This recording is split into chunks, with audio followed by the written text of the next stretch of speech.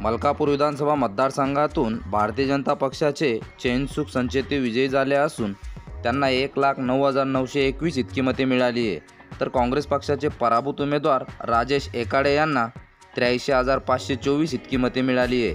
9,316 मते घेत वंचित बहुजन आघाडीचे मोहम्मद जमीर शबीरोद्दीन तिसऱ्या क्रमांकावर होते। बुलढाणा विधानसभा मतदारसंघातून शिवसेना पक्षाचे संजय गायकवाड विजयी झाले असून त्यांना 91,660 इतकी मते मिळाली आहे। तर शिवसेना उद्धव बाळासाहेब ठाकरे पक्षाचे पराभूत उमेदवार जयश्री शेळके यांना 90,819 इतकी मते मिळाली आहे। 7,146 मते घेत वंचितचे प्रशांत वाघोडे तिसऱ्या क्रमांकावर होते।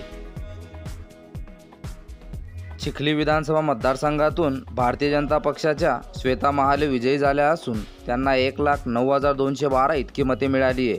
तर काँग्रेस पक्षाचे पराभूत उमेदवार राहुल बोंद्रे यांना 1,06,011 इतकी मते मिळाली आहे। 1,323 मते घेत मनसेचे गणेश बारबडे तिसऱ्या क्रमांकावर होते।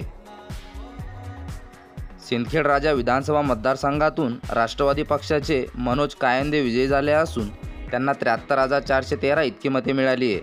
तर राष्ट्रवादी शरदचंद्र पवार पक्षाचे पराभूत उमेदवार राजेंद्र शिंगणे यांना 68,763 इतकी मते मिळाली आहे। 60,635 मते घेत शिवसेना पक्षाचे शशिकांत खेडकर तिसऱ्या क्रमांकावर होते।